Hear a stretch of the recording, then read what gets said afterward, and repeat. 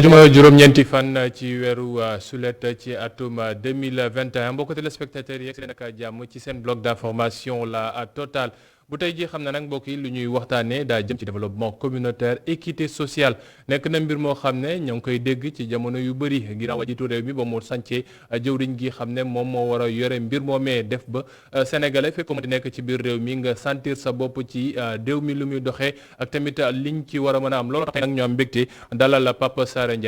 Ndiaye moo nekk chef de cabinet bu ministre bi ñu dégg lépp lu jëm ci développement communautaire ak équité sociale territoriale Pape Sarr ñu lay nuyu di la dalal ak jàmm ci plateau bi.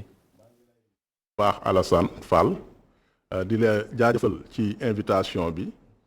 di nuyu waa kër gi yëpp. di nuyu kilifay kër gi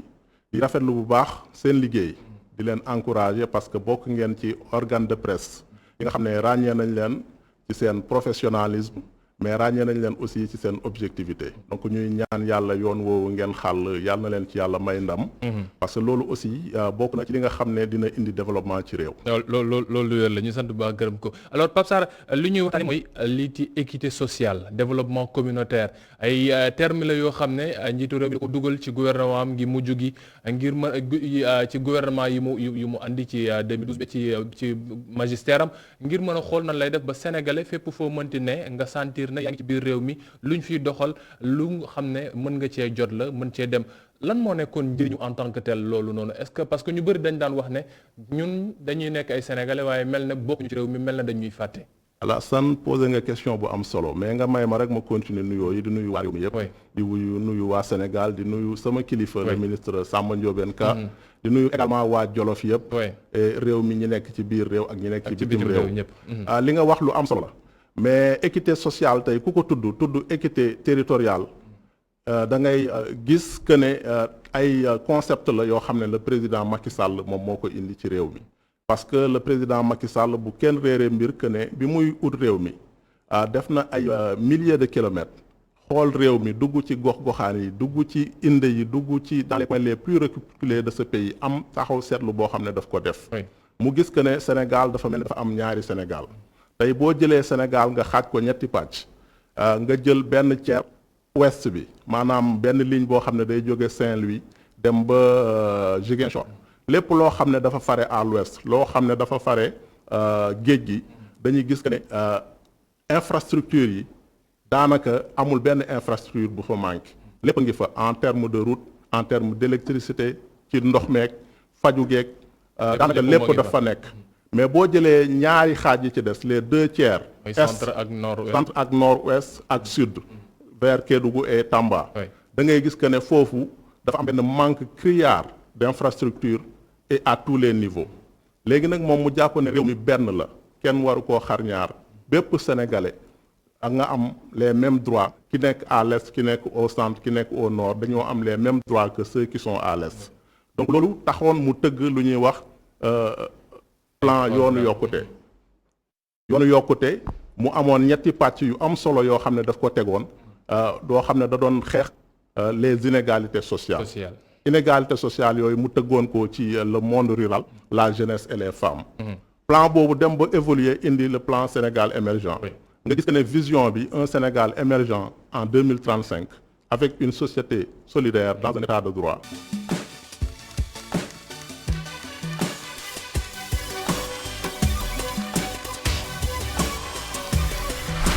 ñu sant leen bu baax gërëm leen mbokk yi ci seen teewlu ci seen bloc d'information la Total ni ma leen ko xamale tey nag dañoo am mbégte dalal ci plateau bi Pape Sarr Ndiaye nekk chef de cabinet bu ministre bi ñu dénk lépp lu jëm ci mbirub développement communautaire ak équité sociale et territoriale. Pape Sarr sànq ba ñuy waajal dem xibaaru marax yi yaa ngi doon wax ne njiitu réew mi ba muy doog a toog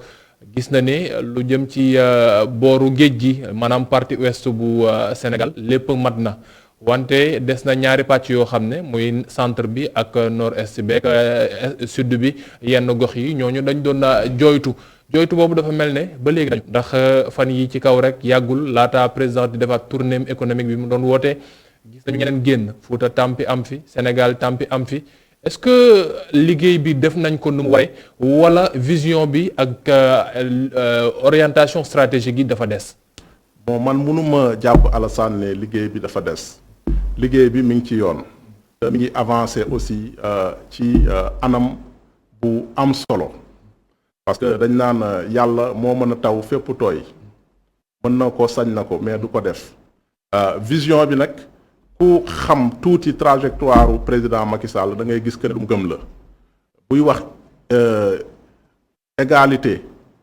di wax équité di wax la lutte contre les inégalités sociales loolu ba mu tàmbalee ba léegi ak jot mu teg ci jéego bu bees li ngay wax nag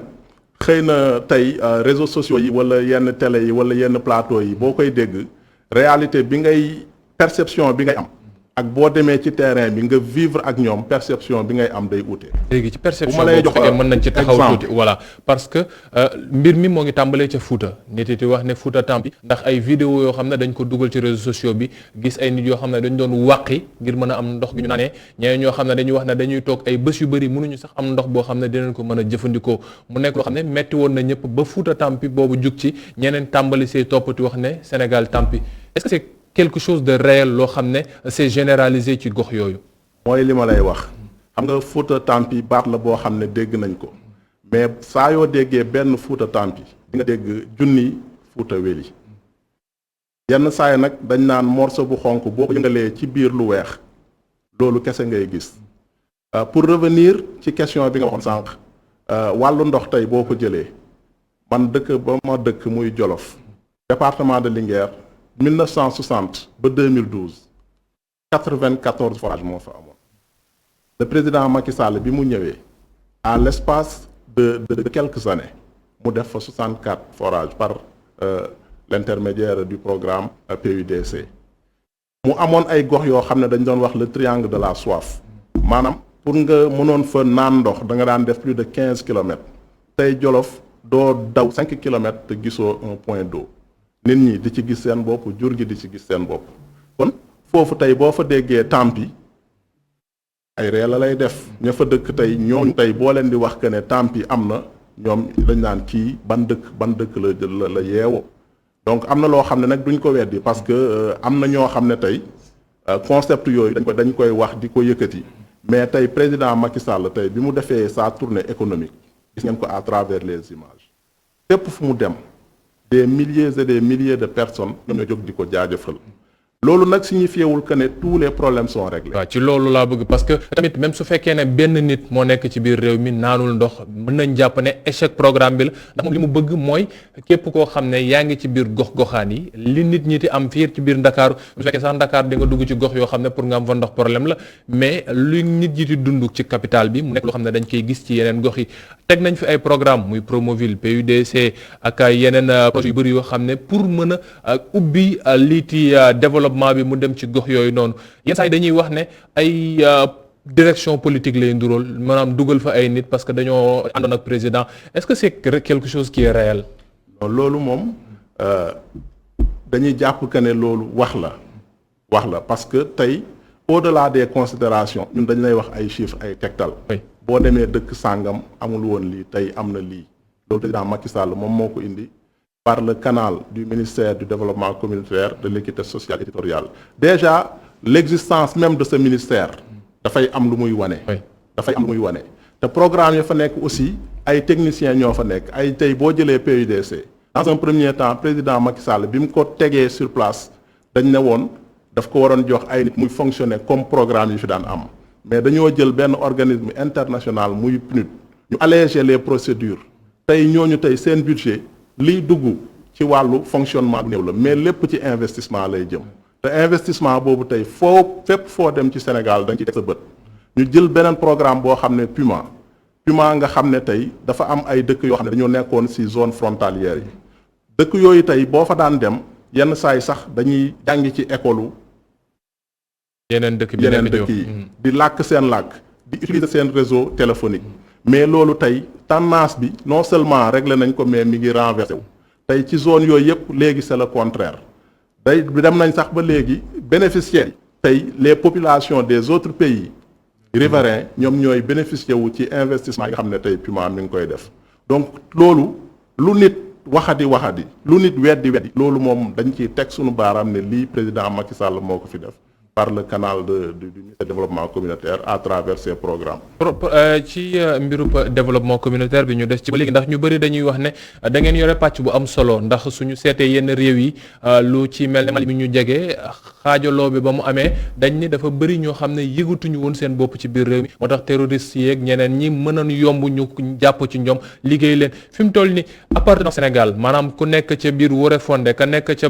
Bakel ca jeexitalu ndak Sénégal ak ka nekk ca peut-être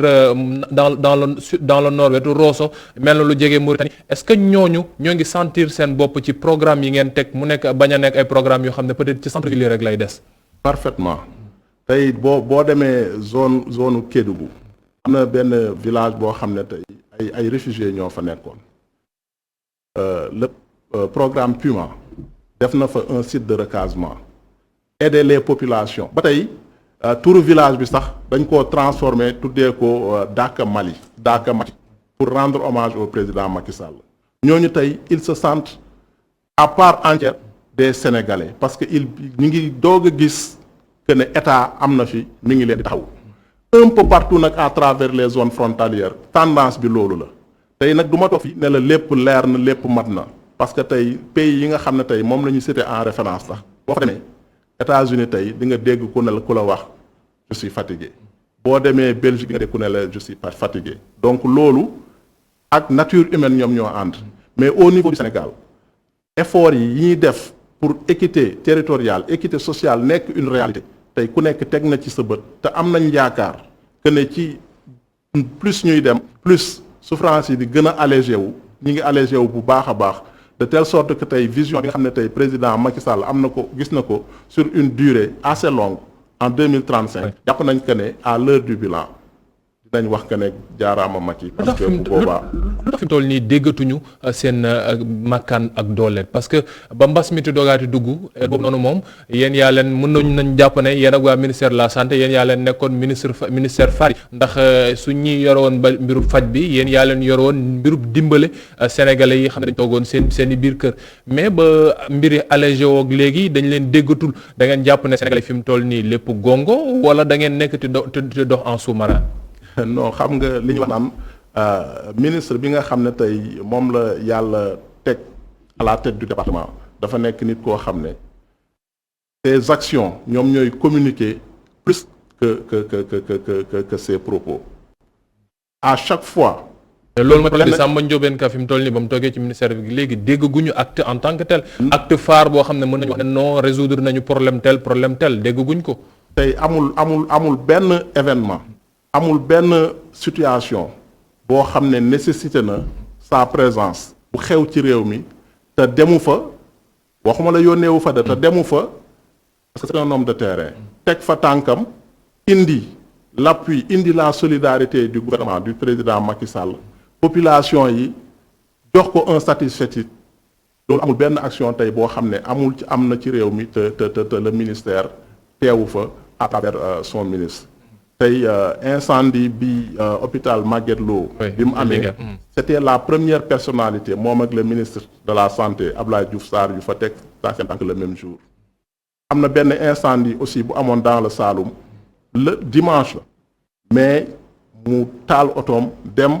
saafonte ak ñoom recueillir de visu les problèmes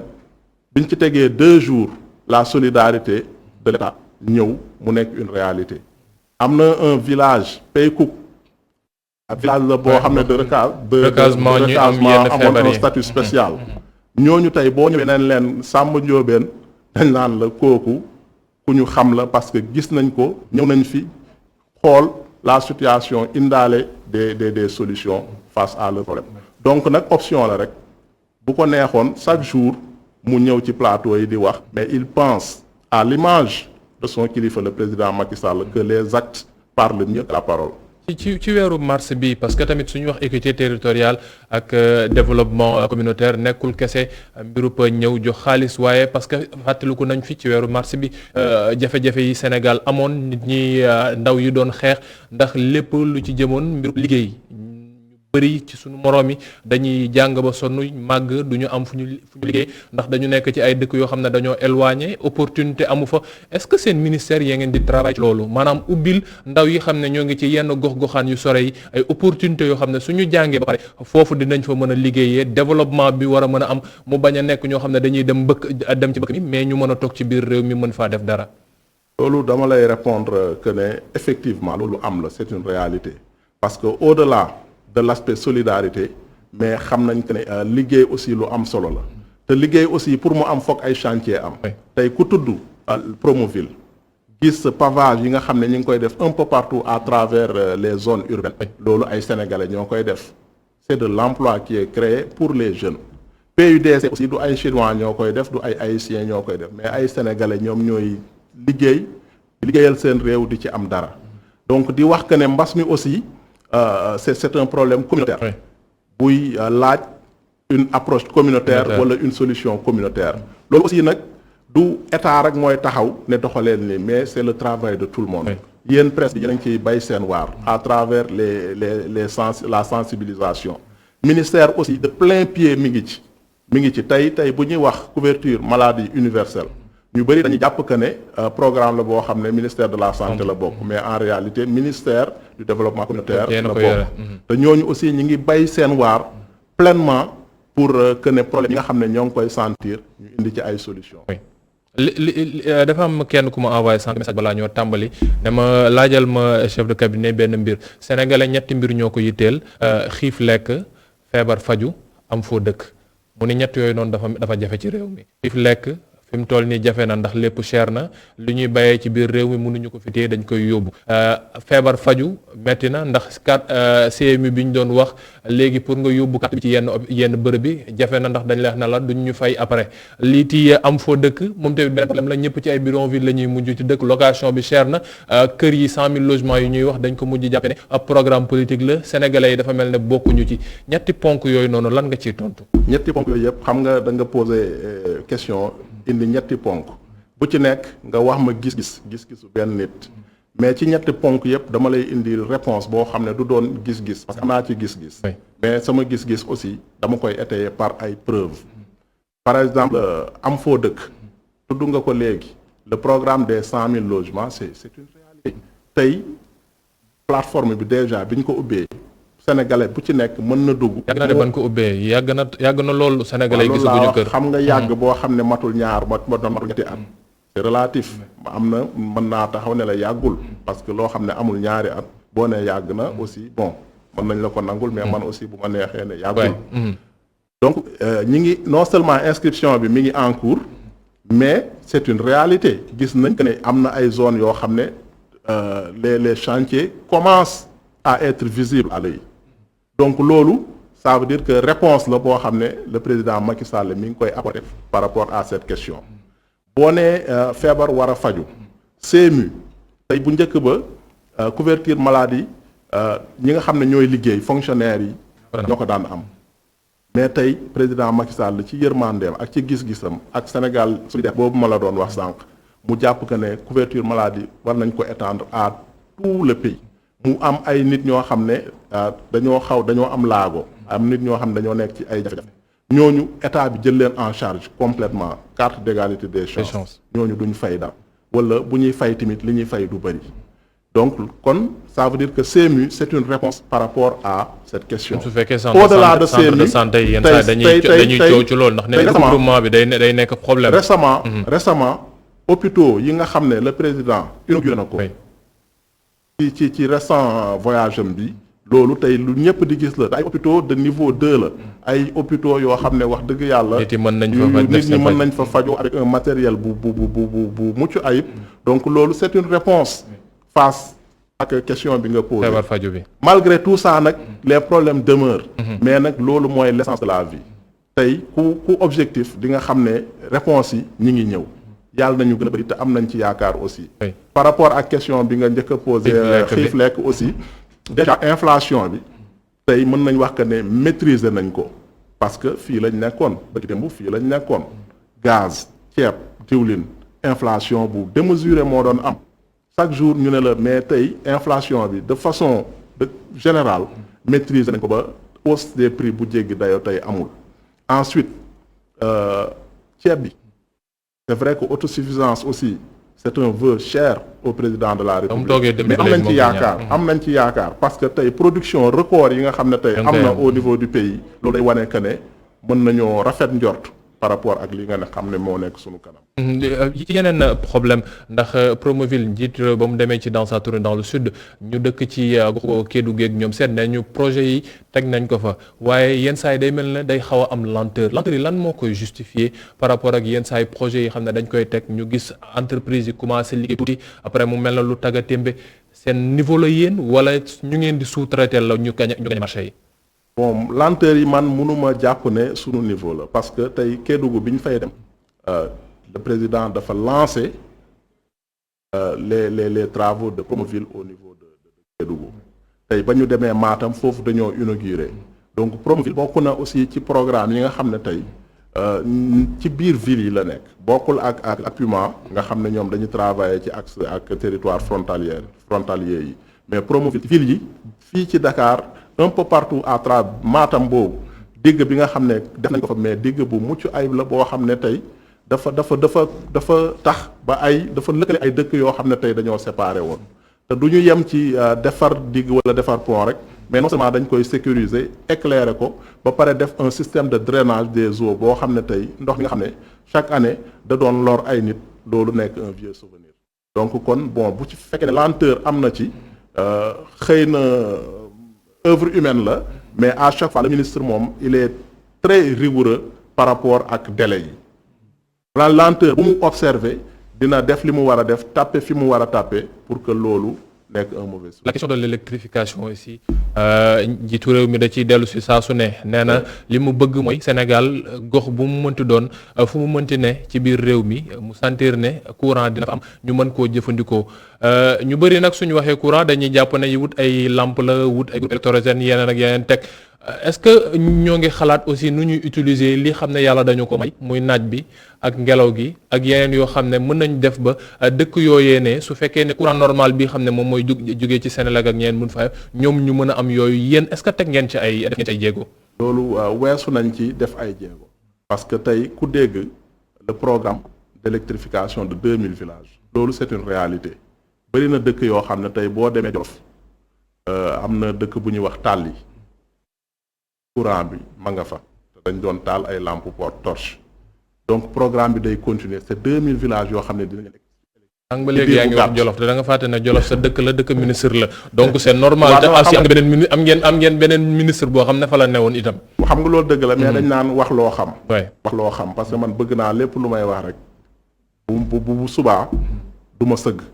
wala duñ ma weddi duñ dama kii li mu wax amut li nga doon wax sànq lu am solo la électrification source d'énergie du énergie hydraulique rek fossile donc tey toolu courant ci magistère u président Macky Sall la ko dégg léegi énergie solaire c'est une réalité ici au Sénégal énergie éolienne yi ngi ñëw parce que yooyu ay énergie verte la ay énergie propre donc loolu yëpp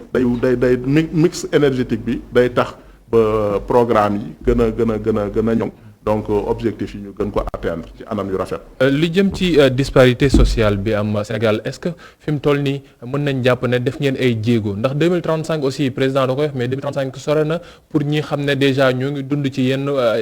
conditions yoo xam ne xaw na jafe loolu ci ñoom est-ce que y a des barrières yoo xam ne ñoo ngi koy franchir petit à petit pour que ñu wax ne peut-être avant 2035 mën nañu assurer ne sénégalais yu bëri li ñu soxla mën nañ cee mën di jox. ci lu leer xam nga 2035 mën nañu wax ne sori na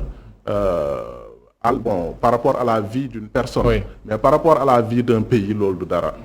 te li ñuy wax les grands hommes les hommes d'État ils pensent aux prochaines générations donc tey vision bi tey bu booba 2035 ça veut dire que dañuy xàll yoon wi rek. mais continuité day am. te nag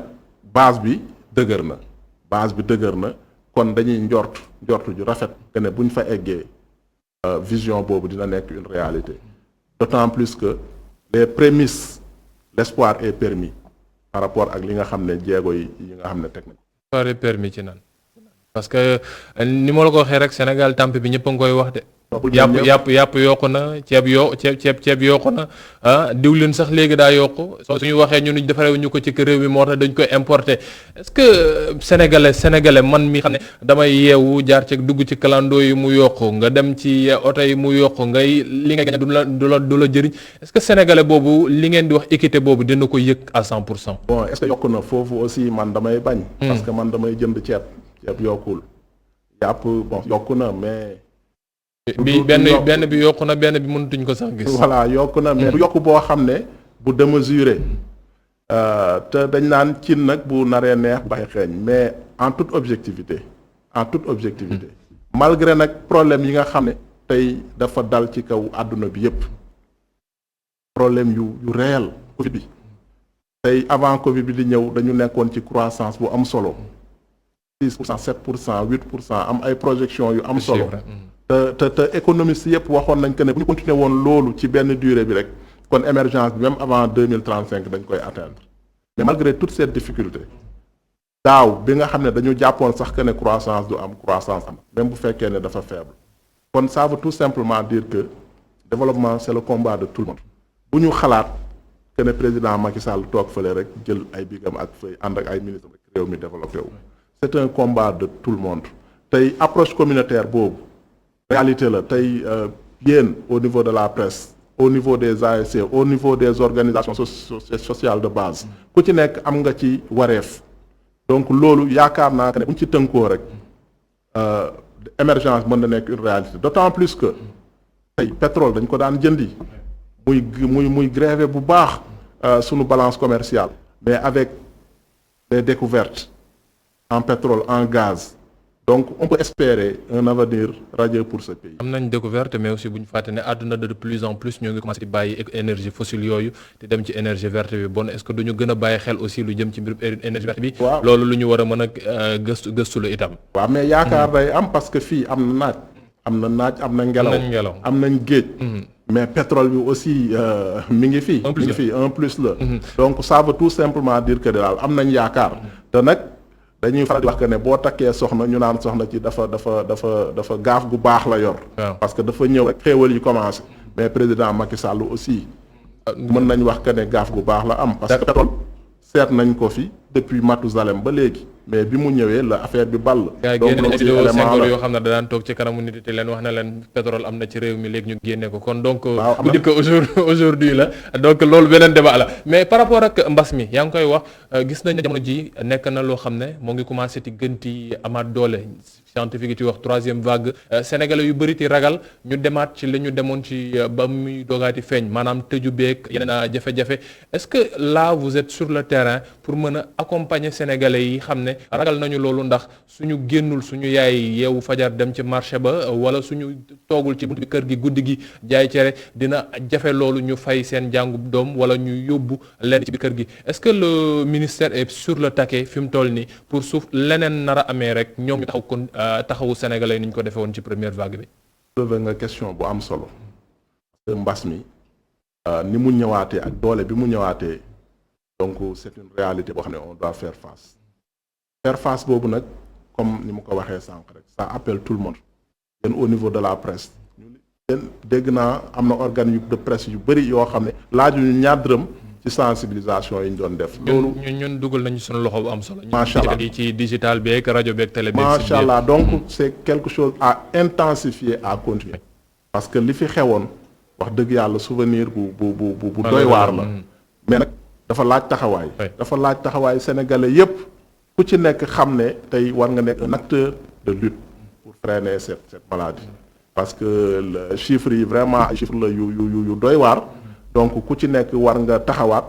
le président Macky Sall commencé na ci moom conseil des ministres bii passé gis ngeen que ne événement yi nga xam ne tey mi ngi koy dérouler yépp daf koy passer dans le strict